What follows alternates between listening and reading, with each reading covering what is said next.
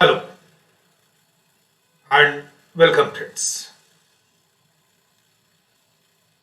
We are entering into Module 6, which is specifically designed to understand various features associated with biomedical waste management. In this first presentation, we wish to have an overview of the biomedical waste management for Indian circumstances. Here, we'll discuss about certain basic definitions, biomedical waste, their sources, and generation, components, and characteristics of the biomedical waste, certain associated hazards as well as the occupational hazards and general measures. So, as you learn the content, you will be able to introduce basic terminology that is used in biomedical waste management. Also, state the basic elements of biomedical waste and explain biomedical waste related hazards and certain precautionary measures. Let's try to understand what is the background for this particular study.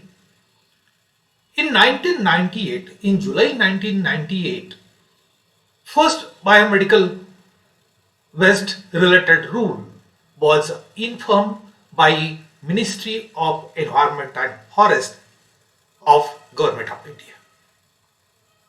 It was experienced that biomedical waste problem was aggravated by unprotected scavengers, and they were mainly instrumental for spreading various diseases. International Clinical Epidemiology Network investigated various biomedical waste related practices in India at primary, secondary as well as tertiary healthcare facilities over the 20 states in 2002-2004. And it was concluded that around 82% of the primary institutes, 60% of the secondary institutes, and 54% of the tertiary healthcare facilities had no trustworthy biomedical waste management system. It should be known to you that this primary, secondary, and tertiary category is associated with the way patient comes in contact with healthcare facility. Say ordinarily the clinics that we visit are primary, whereas if one is expected to be treated with certain specialized instrumentation expertise, that kind of healthcare facility will be treated as tertiary, and intermediate are well connected through secondary. So as we consider this kind of conclusion, there is a critical requirement to take action for the improvement in the existing system capacity as well as capital building and one's obligation towards the safe disposal of biomedical waste. Before proceeding further, we must understand the terms being used in biomedical waste management in the context of medical industry. So we should not confuse about the sanitary waste and biomedical waste. Here, sanitary waste is mainly indicative. Say for example, if we think of diapers, sanitary napkins, tampons, condoms, certain incontinence sheets and similar waste, even certain sometimes cotton plugs. So these are specifically used even by individual, not necessarily by medicos. So this kind of the waste could be treated under the sanitary waste category, whereas according to solid waste management rules, biomedical waste has got some specific category, and this includes any kind of waste, maybe in the solid or liquid form, including its container as well as the intermediate products likely to be appearing during the process of certain medicinal practices such as diagnosis, treatment, immunization of the human beings as well as the animals, or research pertaining to or production or testing related with these kind of the treatment aspects. Generator is defined to be a person in charge who is looking after the management or has the control of that healthcare facility or that waste management place. Healthcare facility is a place where the diagnosis, treatment, immunization of human beings or animals is provided irrespective of the type and size of health treatment system. So 10-bedded hospital or simply clinic can be brought under healthcare facility. Occupier means a person having administrative control over the institution and the premises which are generating biomedical waste. Authorization means permission granted by the prescribed authority. So the permission is granted for the generate as well as handling of the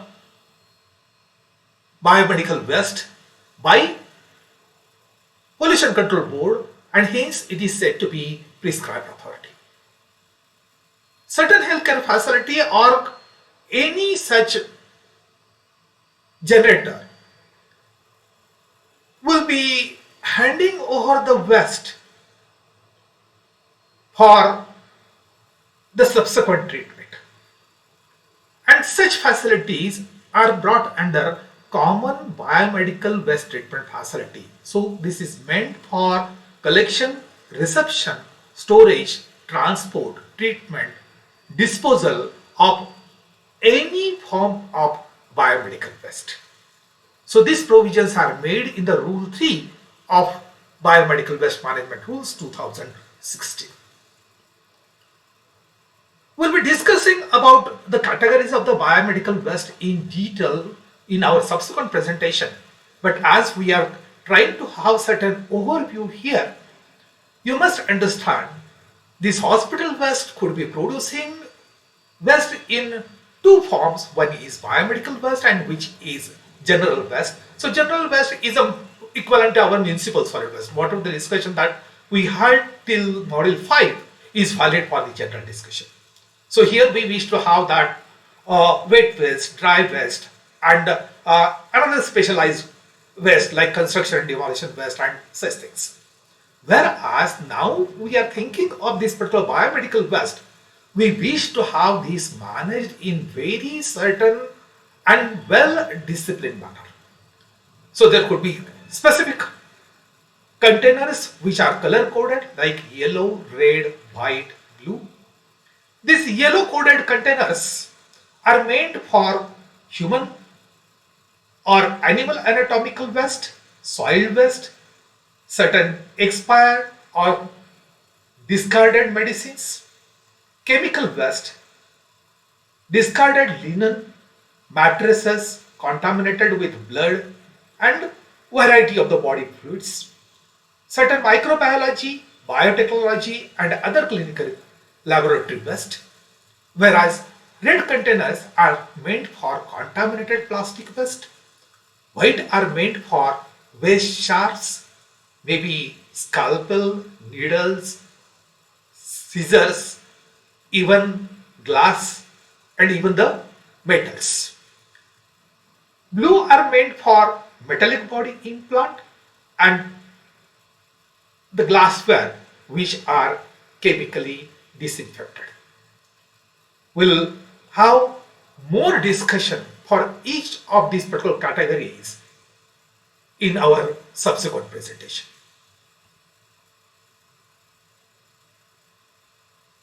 This particular table is giving the overall picture of the waste generation over 10 states in India. Here, this last column is indicating average biomedical waste generation in terms of metric tons per day. So as you see here, Karnataka and Maharashtra are almost top notches, whereas certain regions like Gujarat, Bihar, Rajasthan, they are having very small biomedical waste generation. However, very contrast to the generation rate, certain literature indicates that in India, Delhi generates the highest biomedical waste at about 1.5 kg per day, whereas for other medicinal facilities, average generation is around 250 grams per day, which is much lower as compared to other countries. For example, in United States, it is 4 kg per day per bed.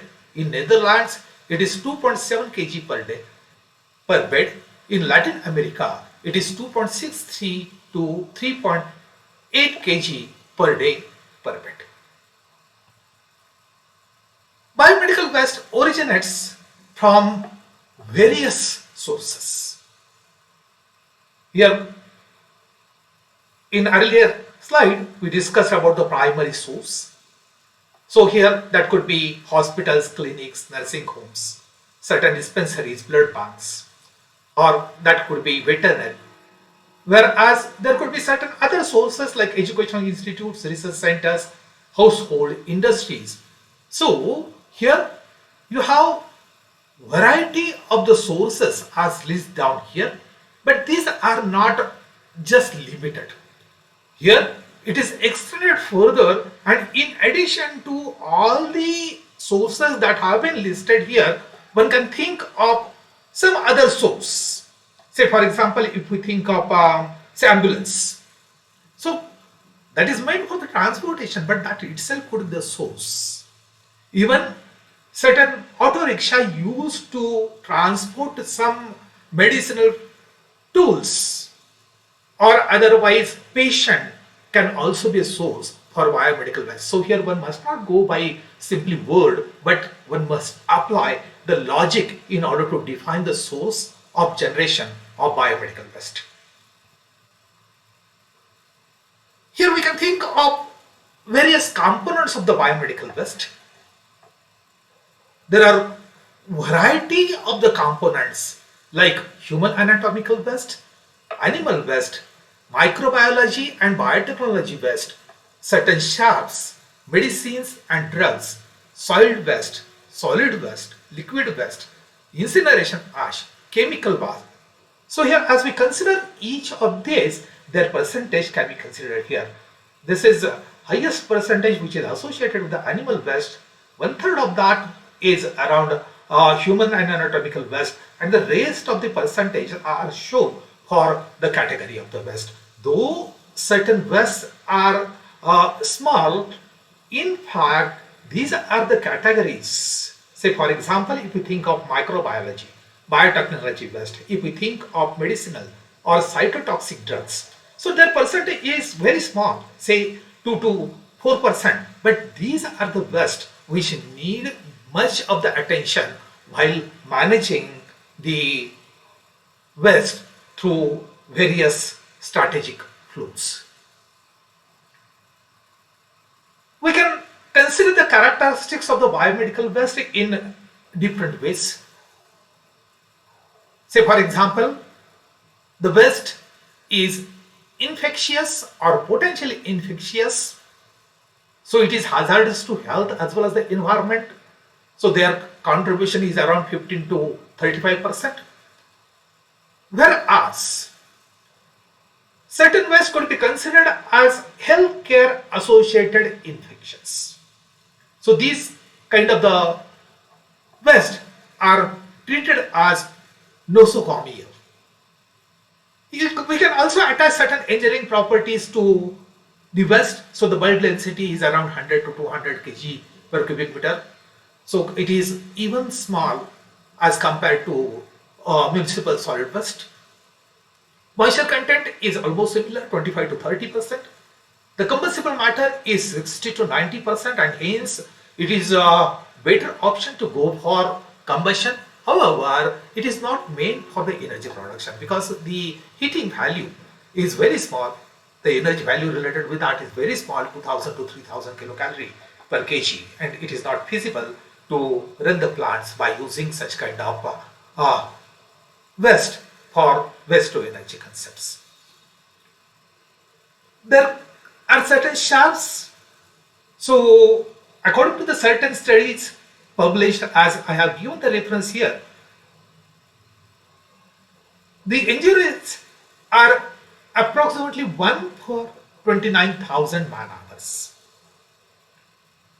Also, certain waste which are certain medicines which are used in treating cancers like antineoplastic or chemotherapy agents are cytotoxic in nature. One more thing in terms of characteristics should be taken into account as far as the biomedical waste is concerned, that is its sensitiveness due to the look it has.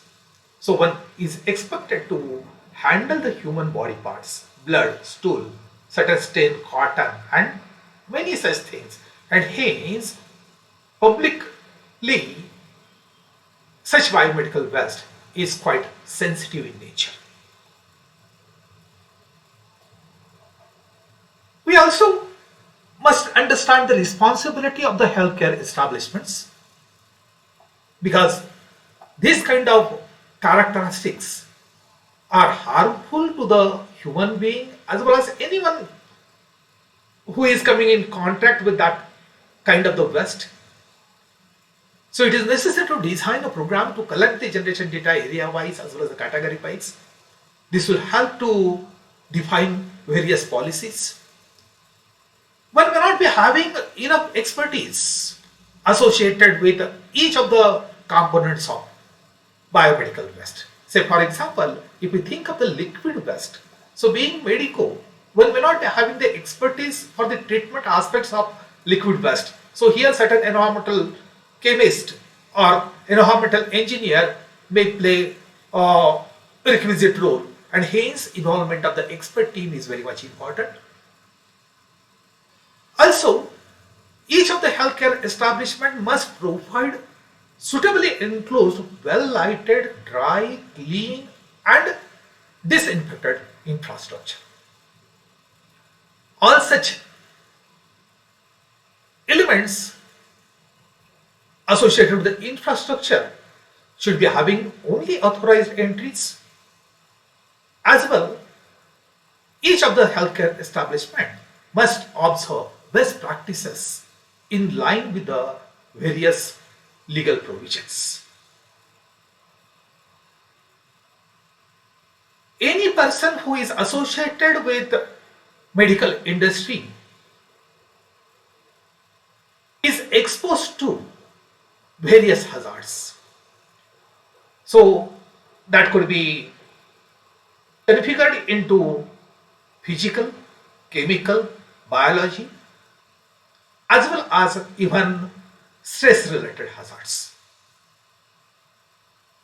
Even as I mentioned in the previous slides, cut or the punctures because of the usage of the shafts is very common. As well, all that particular nursing staff or the doctors do come in contact with the infected waste, gloves, tubings, as well as the bedding and dress material of the patient as well as staff. Also, they have to handle the stool, urine, blood, pus, etc. And because of that, many hazards are associated with their occupation. In order to deal with such hazards, one must take some safety measures. So first preliminary step is making each one of them well aware about handling as well as the disposing of the biomedical waste, the potential risk of the exposure to the infection because of the handling that kind of biomedical waste or the material associated, one must be well aware of the various safety acts as well as the general safety regulations. In addition to that, there should be proper monitoring mechanism and also supervision to the various workers, medical staff, as well as other person who come in contact with this biomedical waste. Also, during the passages, clear directives can be maintained, displayed with a variety of the notices in all concerned areas. The entire staff can be provided with the protective clothes. The equipment needs to be sterilized. There should be enough provision of the variety of the disinfectants as well as the cleansers. So in COVID period, already we have come across the various limitations that we have, and accordingly what kind of the things we must go through is well learnt. Also, in order to keep check on the health, at least half yearly medical checkup should be done for all this stuff. In addition, there could be variety of the employee training programs. Here, as you see, for a particular staff, lot many training programs can be designed. So, maintaining the personal hygiene, like say for example, if you take example of washing the hands. So, as demonstrated by the study, simply cleaning the hands can prevent 1 in 3 diarrheal illnesses as well as 1 in 5 respiratory infections such as cold or the flu. Needless to say, we touch lot many things and the same hand, same finger is used for a variety of the purposes. So this simply washing the hands can be one of the major program for each one who deals with the medicinal facilities. As well, there will be a variety of the procedures for the reduction, segregation, collection, packaging, color coding, labeling, storage, as well as in-house movement of the waste. Hence, each of these areas can be designed through various training programs.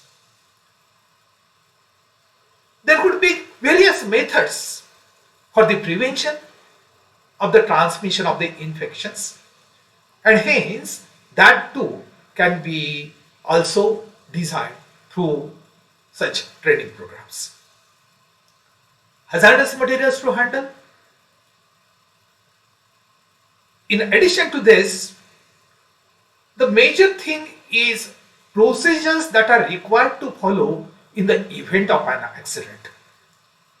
So if we consider a certain ward which is accommodating a number of the patients, and if something wrong goes, at that time how that particular situation needs to be handled, to whom one should report, what should be immediate actions, precautions, and such kind of the things are inevitable in medicine facilities and needs proper attention.